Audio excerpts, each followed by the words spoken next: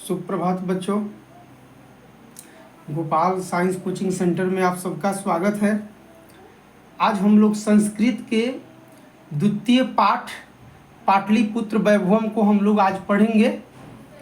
संस्कृत का द्वितीय पाठ पाटलिपुत्र वैभवम।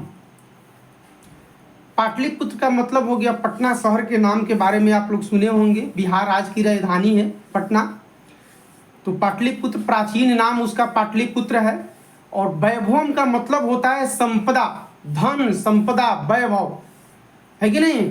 तो पाटलिपुत्र के संपदा के बारे में हम लोग जानेंगे कि पाटलिपुत्र में क्या क्या संपदा है, पाटलिपुत्र का प्राचीन इतिहास क्या रहा, मध्यकाल में क्या रहा, अंग्रेज के समय में क्या रहा, अभी के समय में पाटलिपुत्र का क्या हालचाल है, किस प्रकार से पाटलिपुत्र नाम पड़ा, प्राचीन नाम क्या था, मध्यकाल में क्या नाम था, आधुनिक काल में क्या नाम हुआ, पाटलिपुत्र नाम उसका कैसे पड़ा, किस नदी के किनारे है, वह नदी शहर के किस दिशा में है, इस सब के बारे में हम लोग, पटना का मुख्य चीज क्या है, इसके बारे में हम लोग पढ़ेंगे। ठीक है, चलिए हम लोग शुरू करते हैं।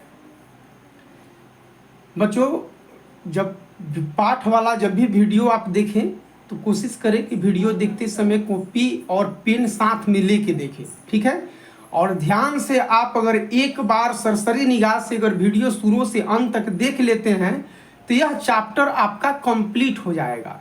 फिर ये चैप्टर के खत्म होने के बाद हम ऑब्जेक्टिव और सब्जेक्टिव प्रश्न इस चैप्टर से संबंधित जितना भी क्वेश्चन बनेगा, चाहे वो ऑब्जेक्टिव हो चाहे सब्जेक्टिव हो, हम आपको तैयार करके वो कंटेंट्स भी देंगे। ठीक है, अभी हमें पाटलिपुत्र वैभवम का सारा भावार्थ हम लोग समझेंगे कि ये पाठ कह क्या रहा है, किस दिशा में क्या बातचीत इस पाठ के माध्यम से हो रही है। ठीक है, चलिए द्वितीय पाठ, दूसरा पाठ पाटलिपुत्र वैभवम। पाटलिपुत्र के संपदा, पाटलिपुत्र का संपदा वैभव के बारे में हम लोग को पढ़ना है। लिख रहा है, बिहार राज्यस्य राजधानी नगरम पाटलिपुत्रम सर्वेषु कालेषु महत्वधारितम्। बिहार राज्यस्य राजधानी नगरम पाटलिपुत्रम सर्वेषु कालेषु महत्वधारितम्। बच्चों, अगर सामने आपकी किताब है, हम जैसे पढ़ रहे हैं, आप अगर पढ़ेंगे तो आपको पढ़ने का अभ्यास होगा। बहुत सारे बच्चों को संस्कृत पढ़ने में कठिनाई आती है और इसके टेढ़ापन लिखावट से बड़े भयभीत हो जाते हैं, डरते हैं। बिल्कुल डरने की जरूरत नहीं है। बड़े बड़े जहाँ पे शब्द मिलता है उसको छोटे छोटे खंडों में तोड़ के पढ़ा जाता है, एक बार में एक साथ नहीं, छोटे छोटे खंडों में तोड़ के। हम जैसे पढ़ रहे हैं आप लोग भी साथ में पढ़ने का प्रयास कीजिए। हम उम्मीद करते हैं कि बहुत जल्द समझ में आने लगेगा। बिहार राज्यस्य राजधानी नगरम पाटलिपुत्रम सर्वेषु कालेषु महत्वम धारयत। बिहार राज्य का राजधानी, बिहार राज्य का राजधानी ये पाटलिपुत्र नगर जो है, ये सभी कालों में, सभी समय में अपने महत्व को धारण किया है। बिहार राज्य का राजधानी पाटलिपुत्र नगर जो है, यह सभी कालों में अपने महत्व को धारण किया है। अस्येतिहास सार्ध सहस्त्र द्वे वर्ष परिमितः। बच्चों, ये थोड़ा सा देखिए डिफिकल्ट है यहाँ पे, ये बहुत शानदार, इसको अलग अलग खंड करके आप पढ़ेंगे समझ में आ जाएगा। सार्ध सहस्त्र द्वे वर्ष परिमितः वर्तते। अस्येतिहास, इसका इतिहास, सार्ध आधा, सहस्त्र मने हजार, द्वे मने दो, तो 2000, अर्ध मने फिर आधा, आधा का मतलब 500, तो 2000 वर्ष पुराना इसका इतिहास है। पाटलिपुत्र का इतिहास कितना वर्ष पुराना है?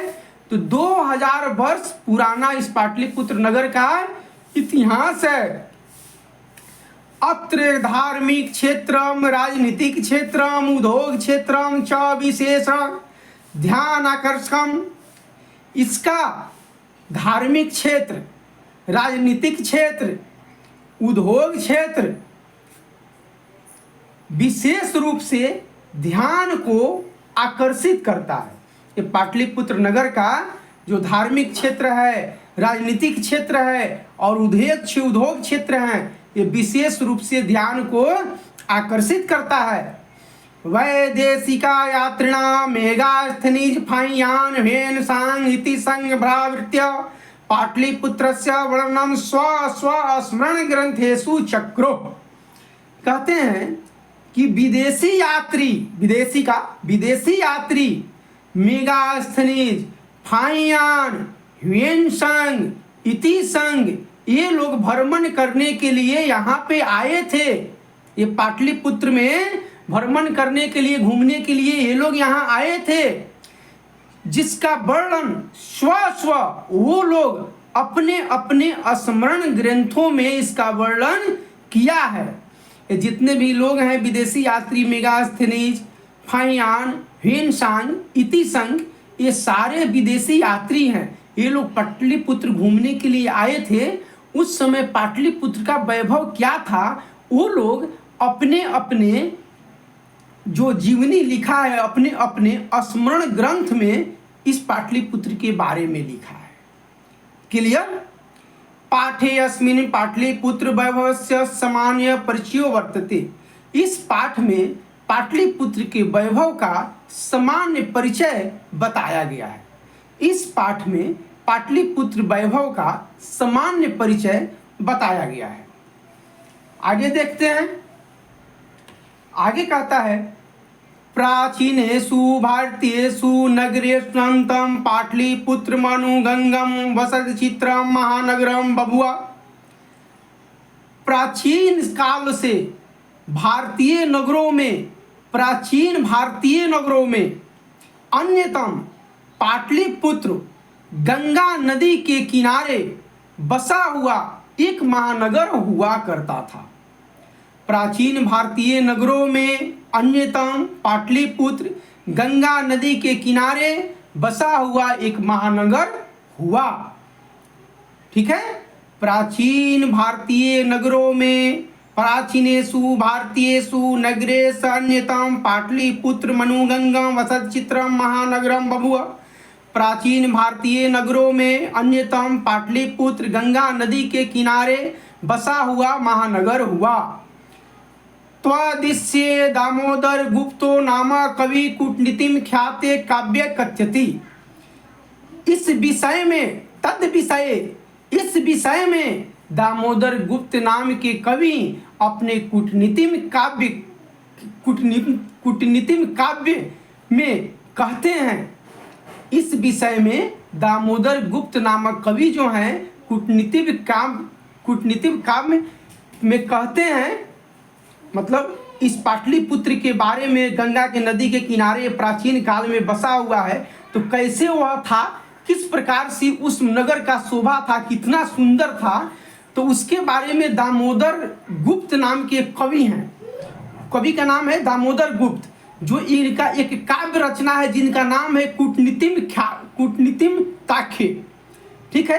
तो आपसे पूछा जाए कूटनीतिम काव्य के रचनाकार कौन है, तो दामोदर गुप्त है। दामोदर गुप्त ने किस काव्य की रचना की है, तो कूटनीतिम काव्य की रचना की है। इस कूटनीतिम काव्य में जो है इस पाटलिपुत्र के बारे में बताते हैं। क्या बताते हैं, क्या कहते हैं, ये सुनिए। अस्ति महीतिलिकम सरस्वती कूल गृहम महानगरम नमना पाटलिपुत्रम परिभूत पुरंदर स्थानम। अस्ति महीतल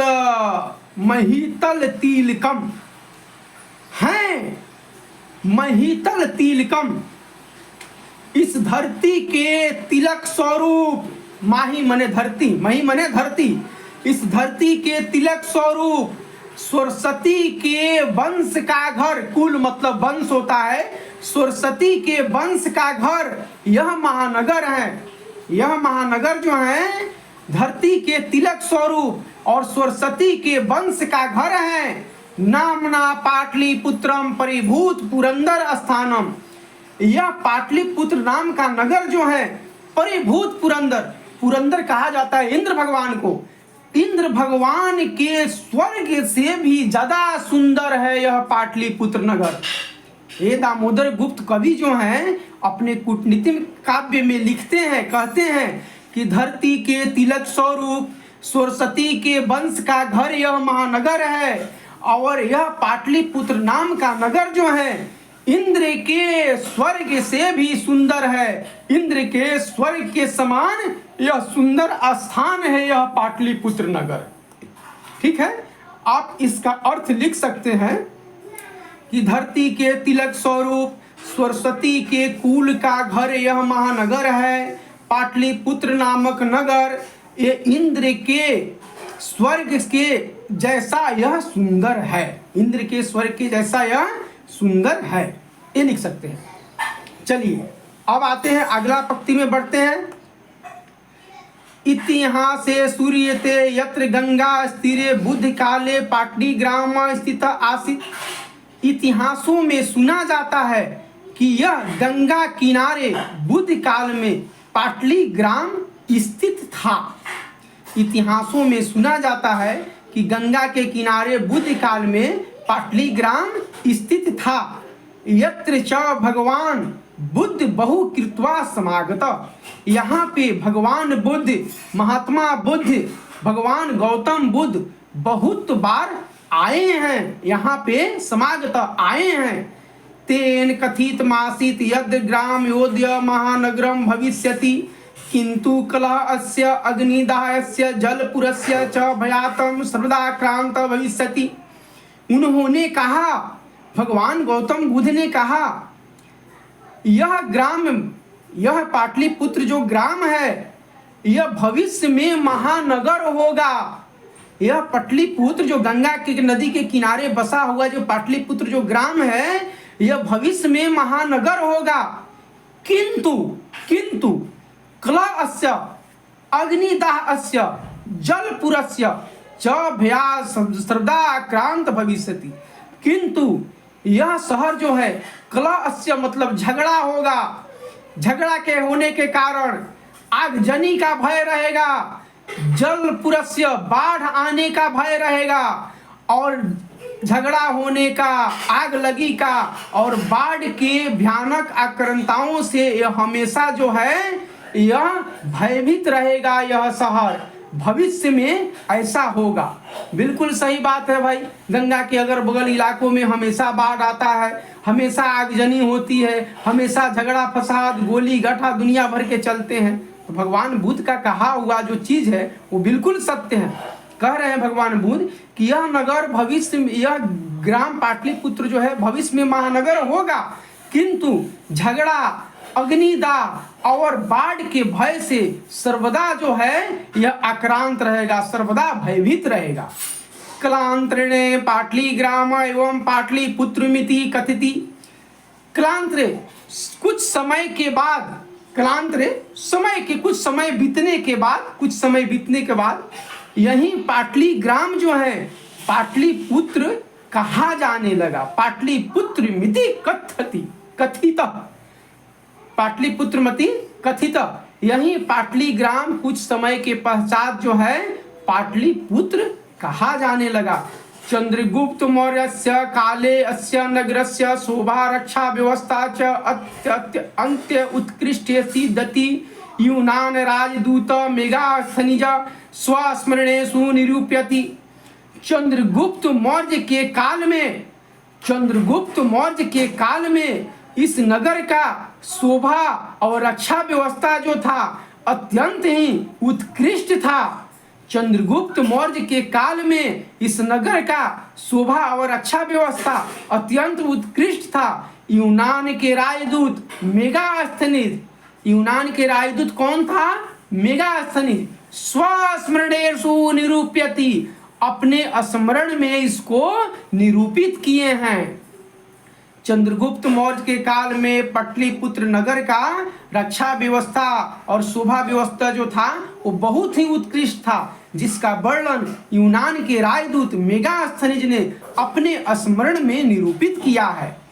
अस्य नगरस्य वैभवं प्रियदर्शिना अशोकस्य समय सूत्राम समृद्धम। इस नगर का वैभव जो है प्रियदर्शिना अशोक सम्राट जो था, यह अशोक सम्राट का एक और नाम है प्रियदर्शी। ठीक है, प्रियदर्शी भी अशोक सम्राट को कहा जाता है।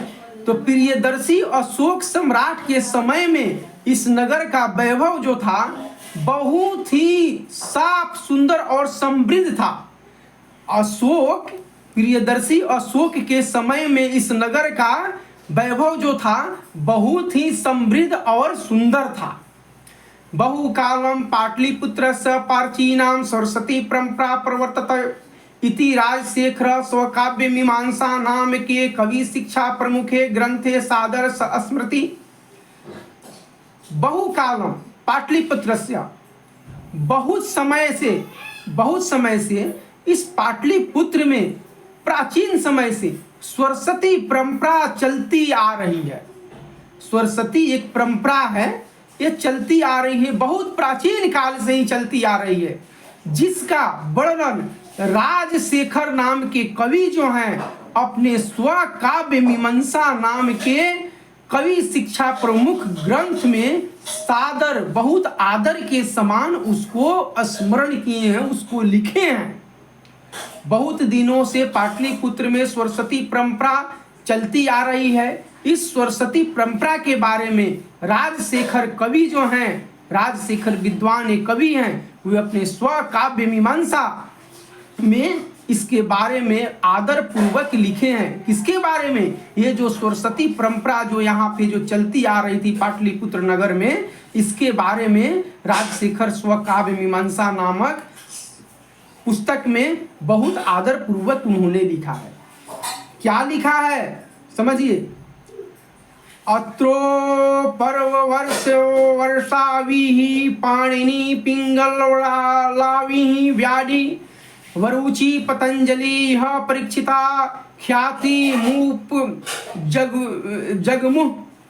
कह रहे हैं कि यहाँ पे उपहर्षाचार्य, पाणिनि, पिंगल, व्याधि, ये सब लोग क्या हैं? ये सब लोग विद्वान हैं। उपहर्षाचार्य बड़े बड़े विद्वान थे। पाणिनि का अष्टाध्यायी बहुत मतलब नामी पुस्तक है कि नहीं, व्याकरण का। और व्याधि, बरूचि, पतंजलि, योग के पतंजलि, इन सभी ने, परीक्षित, इन सभी ने यहाँ पे जन्म लिए, इस पाटलिपुत्र में जन्म लिए और अपनी ख्याति को प्राप्त किए। ख्याति का मतलब अपना नाम, ऐश्वर्य को प्राप्त किए। उनके इस दुनिया से चले जाने के बाद भी आज भी उनका नाम हम लोग पढ़ रहे हैं और उनके द्वारा लिखा गया जितना भी काव्य संग्रह है उसको हम लोग पढ़ के अपने जीवन में बहुत सारा बदलाव लाते हैं। ठीक है, वही बता रहा है इस श्लोक के माध्यम से कि त्रोण पवर वर्ष वर्षाविहि पाणिनि पिंगलाविहि व्याधि बरूचि पतंजलि परीक्षिता ख्याति मूप जगमुह। उपहर्षाचार्य, पाणिनि, पिंगल, व्याधि, वरुचि, पतंजलि, इन सभी लोगों ने यहाँ पे जन्म लिए और अपने ख्याति को प्राप्त किए। अब इस पंक्ति में आते हैं। कतिपयेषु प्राचीन संस्कृत ग्रंथेषु पुराणादिषु पाटलिपुत्रस्य नामांतरं कुसुमपुरु वा प्रप्यते। कतिपय कारणों से प्राचीन के संस्कृत ग्रंथों में, प्राचीन काल के संस्कृत ग्रंथों में, पुराणों में इस पाटलिपुत्र का नाम जो है, इस पाटलिपुत्र का नाम बदलकर उसमें कुसुमपुर या कुसुमपुर भी प्राप्त होता है। कतिपय कारणों से प्राचीन संस्कृत ग्रंथों में, पुराण आदि में इस पाटलिपुत्र नगर का नाम बदलकर कुसुमपुर या कुसुमपुर प्राप्त होता है। अनेन ज्ञायते यत् नगरस्य समीपे पुष्पाणां बहुलमुत्पादनं भवति स्म। ज्ञात होता है, ऐसा मालूम होता है कि इस नगर के समीप में, इस नगर के नज़दीक में बहुत ज़्यादा फूलों का उत्पादन होता होगा। ऐसा ज्ञात होता है कि इस नगर के समीप में, इस नगर के नज़दीक में बहुत ज़्यादा फूल का उत्पादन होता होगा। पाटलिपुत्रे मिति शब्दों अपि पाटल पुष्पाणाम पुतिलिका रचना मासित प्रचलित। इस पाटलिपुत्र मिति, ये पाटलिपुत्र जो शब्द है, ये पाटलिपुत्र शब्द जो है पाटल पुष्प से बनाया गया है। पाटलिपुत्र शब्द जो है, पाटलिपुत्र मिति शब्द अपि, यह पाटलिपुत्र नामक शब्द जो है पाटल पुष्प से बना है। यहाँ पे पुतलिका की रचना होती थी, ऐसा प्रचलन वहां पे था पाटलिपुत्र में। ठीक है, पाटलिपुत्र में पुतलिका रचना होती थी और पाटल पुष्प की बहुत ज्यादा खेती होती थी। और इस पाटल पुष्प के खेती होने के कारण इस नगर का नाम पाटलिपुत्र रख दिया गया होगा, ऐसा ज्ञात होता है। अनिल ज्ञाते ऐसा ज्ञात होता है कि इस नगर के समीप में बहुत ज्यादा पुष्प की फूलों की उत्पादन होता था और पाटलिपुत्र नाम का शब्द जो है वह पाटल पुष्प के बहुत ज्यादा उत्पादन होने से और पुतलिका रचना होने से इस नगर का नाम पाटलिपुत्र रख दिया गया। शरत काले नगर अस्मिने कौमुदी महोत्सव इति महान समारोह गुप्त वंश शासन काले अतीव प्रचलित। शरद काल में, शरद ऋतु में इस नगर में कौमुदी महोत्सव एक बहुत महान समारोह होता था। कौमुदी महोत्सव मनाया जाता था। पाटलिपुत्र में शरद काल में कौमुदी महोत्सव मनाया जाता था इस नगर में। वह गुप्त वंश शासन काल अतीव, गुप्त वंश के शासन काल में यह कौमुदी महोत्सव जो था बहुत ही प्रचलित था। किस वंश के शासन काल में कौमुदी महोत्सव मनाया जाता था? तो गुप्त वंश के शासन काल में कौमुदी महोत्सव मनाया जाता था। किस ऋतु में मनाया जाता था? तो शरद ऋतु में मनाया जाता था। ठीक है, शरद ऋतु में इस नगर में कौमुदी महोत्सव मनाया जाता था। गुप्त वंश के शासन काल में, गुप्त वंश के शासन काल में इस नगर में कौमुदी महोत्सव मनाया जाता था। तत्र सर्वजना आनंद मग्न अभवन, और वहां पे सभी लोग आनंद मग्न हुआ करते थे। संप्रति आजकल दुर्गा पूजा अवसरे, दुर्गा पूजा के अवसर पर तादृश ऐसा दृश्य एवं समारोह दृश्यते।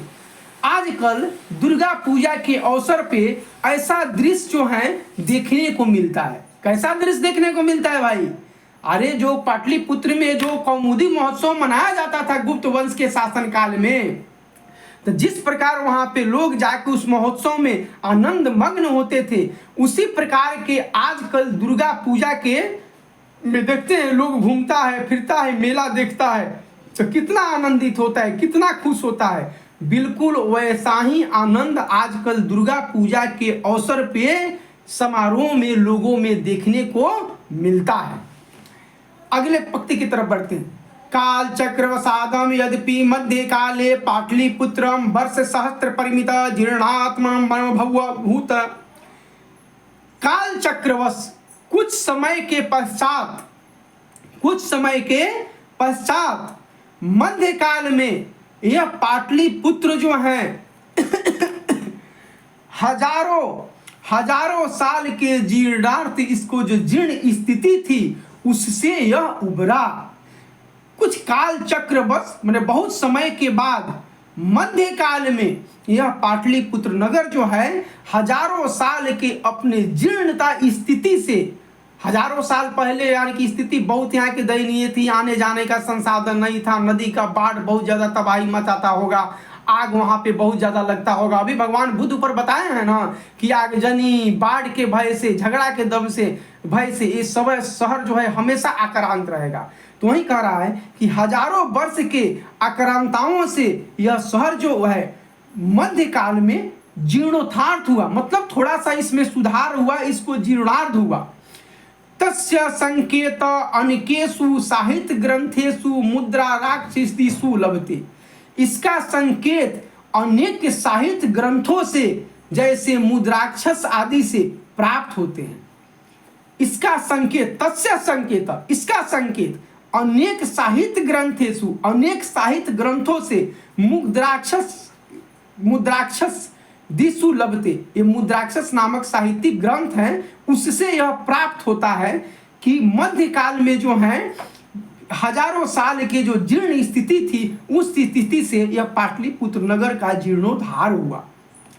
मुगल वंश काले अस्य नगरस्य समुद्धारो जात, मुगल वंश के काल में इस नगर का समुद्धार हुआ, यानी कि समुचित रूप से पूरे नगर का उद्धार हुआ, सभी का व्यवस्था अच्छा बनाया गया। किस वंश के काल में? तो मुगल वंश के काल में इस नगर का व्यवस्था समुद्धार हुआ, समुद्धारो जात, मुगल वंश काले अस्य नगरस्य समुद्धारो जात, मुगल वंश के काल में इस नगर का समुद्धार हुआ। अंग्ल शासन काले च पाटलिपुत्रस्य सूत्राम विकासो जात, अंग्ल शासन काले, अंग्ल मतलब अंग्रेज, अंग्रेजों के शासन काल में इस पाटलिपुत्र जो है सूत्राम विकासो भवति, बहुत साफ सुथरा विकास हुआ। अंग्रेजों के शासन काल में इस नगर का बहुत ही साफ सुथरा विकास हुआ। नगर मिदम मध्य काले ओम पटनेति नामना प्रसिद्ध मागतम, ये नगर जो है मध्य काल में, यह नगर, ये पाटलिपुत्र नगर जो है मध्य काल में ही पटनेति नामना प्रसिद्ध मगातम, पटना नाम से यह प्रसिद्ध हो गया था। सॉरी, यह पाटलिपुत्र नगर जो है मध्य काल में ही पटना नाम के नगर से प्रसिद्ध हो गया था। यम च शब्द पतन मिति शब्दातम निर्गत, यह जो शब्द है पतन, यह शब्द जो है उसी समय से निर्गत हो गया था, उसी समय से यह बन गया था। यह जो शब्द है पतन, उसी समय से मध्यकाल से ही इसका निर्माण हुआ था। नगरस्य पालिका देवी पटन देवी अधापि पूज्यते, इस नगर के पालनकर्ता जो देवी पटन देवी हैं, आज भी उनको पूजा जाता है। इस नगर के पालिका देवी पटन देवी, इस नगर के पालन करते वाले, पालिका देवी का मतलब हो गया पालन करने वाली, जो पटन देवी है, आज भी अद्यपि आज भी उनकी पूजा होती है। आज भी आप लोग पटना जाइएगा तो गंगा नदी के किनारे पटन देवी की बहुत बड़ा मंदिर है, वहाँ पे आज भी पटना वासी बहुत श्रद्धा के साथ उन्हीं माँ पटन देवी का पूजा अर्चना करते हैं। अगले पंक्ति की तरफ बढ़ते हैं। बच्चों यहाँ से आप लोग को शायद हाँ अब दिखाई दे रहा होगा, एक बार और बता देते हैं। यहाँ से काल चक्र वसादति मध्यकाले पाटलिपुत्रम वर्ष सहस्त्र परमित जीर्णोतानभूत तस्य संकेतानिकेषु साहित्य ग्रंथेषु मुद्रा राक्षसदिषु लभते। मुगल वंश काले अस्य नगरस्य समुद्धारो जात, आंग्ल शासन काले च पाटलिपुत्रस्य सूत्रां विकासो जात। नगरमिदं मध्यकाले ओम पटनेति नाम्ना प्रसिद्धमगातम्। यम च शब्द पतनमिति शब्दा निर्गत, नगरस्य पालिका देवी पटन देवी अधापि पूज्यते। इसका अर्थ हो गया कि काल चक्रवश मध्य काल में ये पाटलिपुत्र जो है 1000 सालों की अपने जीर्णोद्धारता से उभरा। इस नगर का इसका संकेत अनेक साहित्य ग्रंथों में मुद्राक्षस में प्राप्त होता है। मुगल वंश के शासन काल में इस नगर का समुद्धार हुआ। अंग्रेजों के शासन काल में इस पाटलिपुत्र नगर का बहुत साफ सुथरा विकास हुआ। नगर मिदम मध्य काले, और इस नगर का नाम जो है पटना, यह मध्य काल में ही अपनी प्रसिद्धि को प्राप्त हो चुका था। पटना नाम का नगर जो है मध्य काल में प्रसिद्ध हो गया था। यम च शब्द पतन मितम शब्दम निर्गतम, यह शब्द जो है पतन शब्द से निर्मित है। पटना नगरस्य पालिका देवी, इस नगर के पालन करने वाली जो देवी है पटन देवी, अद्यपि पूज्यते, आज भी उनकी पूजा होती है। अगले पंक्ति की तरफ बढ़ते हैं। संप्रति आजकल पाटलिपुत्रम पटना नाम का नगरम अति विशालम वर्तते बिहारस्य राजधानी अस्ति। आजकल यह पाटलिपुत्र जो है, जो पटना नगर जो है, इसको पाटलिपुत्र यहाँ पे लिखा हुआ है कि आजकल यह पाटलिपुत्र, ये पटना नगर जो है अति विशाल वर्तते, बहुत ही बड़ा दिखाई देता है, जो बिहार राज्य की राजधानी है। आजकल पटना नगर बहुत विशाल दिखाई देता है, जो बिहार राज्य की राजधानी है। अनुदिनम नगरस्य विस्तारम भवति, आए दिन इस नगर का विस्तार हो रहा है। अस्तोरस्य दिशि गंगा नदी प्रवहती। इस नगर के उत्तर दिशा में गंगा नदी बहती है। अस्तोत्रस्य दिशि गंगा नदी प्रवहती।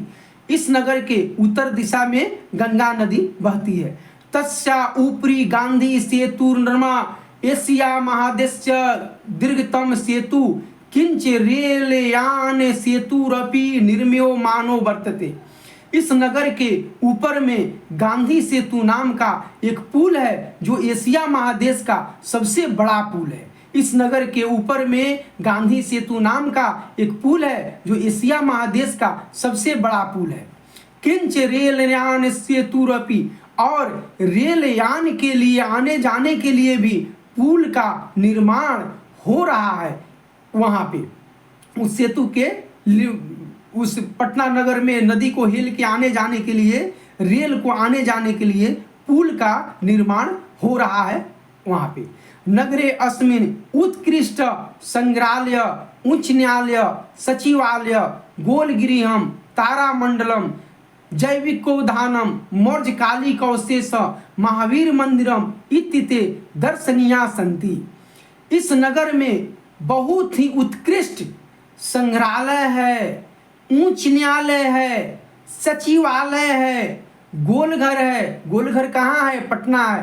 तारामंडल है, जैविकोद्यान है, संजय गांधी जैविक उद्यान, मौर्यकालिक अवशेष है, महावीर मंदिर, हनुमान जी का मंदिर है इत्यादि। ये सारे दर्शन के योग्य स्थल हैं। ठीक है। इस नगर में बहुत ही उत्कृष्ट संग्रहालय है, उच्च न्यायालय है, सचिवालय है, गोलगिरी है, तारामंडल है, जैविक उद्यान है, मौर्यकालिक अवशेष है और महावीर मंदिर है। ये सब जो हैं दर्शन के योग्य हैं, ये सब दर्शनीय हैं। प्राचीन पटना नगरे सिख संप्रदाय से पूजनीय स्थल दशम गुरुओ गोविंद सिंह अस्य जन्म स्थानम गुरुद्वारेति नामना प्रसिद्ध वर्तते। प्राचीन पटना नगर में सिख संप्रदाय के पूजनीय स्थल है। सिख संप्रदाय का पूजनीय स्थल है। सिख संप्रदाय के दशम गुरु के नाम क्या है? गुरु गोविंद सिंह। आपसे प्रश्न बनेगा कि सिख संप्रदाय के 10वें गुरु का नाम क्या है? आपका जवाब होना चाहिए गुरु गोविंद सिंह। उनका जन्म स्थली जो है वो पटना में हुआ है, जिसको गुरुद्वारा के नाम से जाना जाता है। गुरुद्वारा नाम से वह जगह प्रसिद्ध है। किस नाम से प्रसिद्ध है जहाँ पे गुरु गोविंद सिंह का जन्म हुआ है?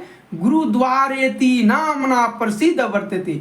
गुरुद्वारा नाम से प्रसिद्ध है।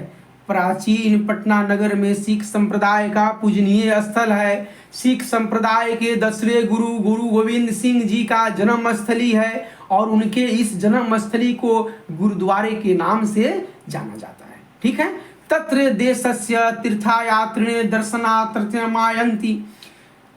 सभी यहाँ पे देश के विभिन्न भागों से यात्री लोग दर्शन करने के लिए आते हैं। देश के विभिन्न भागों से यात्री लोग यहाँ पे दर्शन करने के लिए आते हैं। अब लास्ट है बच्चों,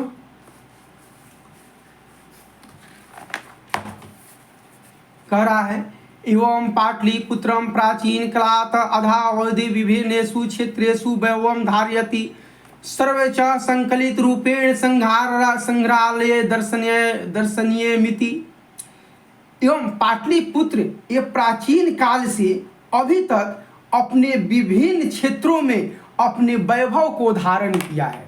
ये पाटलिपुत्र नगर जो है प्राचीन काल से लेके अभी तक विभिन्न क्षेत्रों में अपने वैभव को धारण किया है। सभी जगह अपने वैभव को धारण किया है, जिसका संकलित रूप, इसका सबका संकलन कहाँ मिलेगा आपको? पटना के संग्रहालय में दर्शनीय मिति। आप पटना के संग्रहालय में आप जाके देख सकते हैं कि पाटलिपुत्र नगर जो था प्राचीन काल में कैसा था, मध्य काल में कैसा व्यवस्था था, उसका कुछ चिन्ह उसका कुछ चीज रखा गया होगा, चिन्ह परिपाटी, कोई चिन्ह होगा, फोटो होगा, कोई अवशेष होगा, उसके माध्यम से आपको पता चल जाएगा कि कौन चीज कितना वर्ष पुराना है। वहीं लिखा हुआ है कि पाटलिपुत्र जो है प्राचीन काल से अभी तक विभिन्न क्षेत्रों में अपने वैभव को धारण किया है और इस सब का संकलित रूप जो है पटना के संग्रहालय में देखने को मिल जाएगा। कहाँ के संग्रहालय में? पटना के संग्रहालय में। पर्यटन मानचित्रे नगर मिदम महत्वपूर्णम। पर्यटन मानचित्र में यह नगर महत्वपूर्ण है। पर्यटन मतलब जो भी लोग घूमने फिरने कहीं जाते हैं ना, तो वो लोग का पर्यटन घूमने फिरने के लिए एक मानचित्र आता है। उस मानचित्र में आप कहीं पे जैसे जा रहे हैं, जैसे मान लीजिए कि आपको हरिद्वार जा रहे हैं, तो हरिद्वार में जैसे वहाँ पे आप जाके गूगल में अपना चिन्ह मारिएगा कि हरिद्वार के दर्शनीय स्थल, तो सब दर्शनीय स्थल बता देगा। उसी प्रकार जो भी पर्यटन, जो भी लोग घूमने के लिए यात्री जाते हैं, उनके पास जो पर्यटन मानचित्र होता है उसमें पटना नगर का महत्व बहुत है। उस पटना नगर के बारे में बताया जाता है। ठीक है बच्चों, यह पाटलिपुत्र वैभवम पाठ था। इसका भावार्थ हमने आपको बता दिया, पूरा पाठ बता दिया। आप वीडियो को एक बार दो बार शांत दिमाग से देखेंगे, समझेंगे, आपको सब समझ में आ जाएगा। हम बच्चों अगले वीडियो में इस पाठ का ऑब्जेक्टिव और सब्जेक्टिव प्रश्न, परीक्षा उपयोगी प्रश्न हम आपको करा देंगे। बच्चों बहुत परिश्रम, बहुत मेहनत लगता है कंटेंट्स तैयार करने में। आप लोगों को अगर यह वीडियो अच्छा लगा है, अर्थ जो भी बताए हैं आप लोग को समझ में आया है, तो वीडियो को लाइक कीजिए और गोपाल साइंस कोचिंग सेंटर को सब्सक्राइब कीजिए और भी अपने सहपाठियों में इसको शेयर कीजिए। और कुछ अगर कोई विषय वस्तु अगर नहीं समझ में आ रहा है तो बच्चों आप लोग कमेंट कीजिए और बिल्कुल बेझिझक कमेंट कीजिए। आप लोग का कमेंट का मुझे इंतज़ार रहता है। ठीक है, चलिए फिर मिलते हैं अगले वीडियो में। जय हिंद, जय भारत।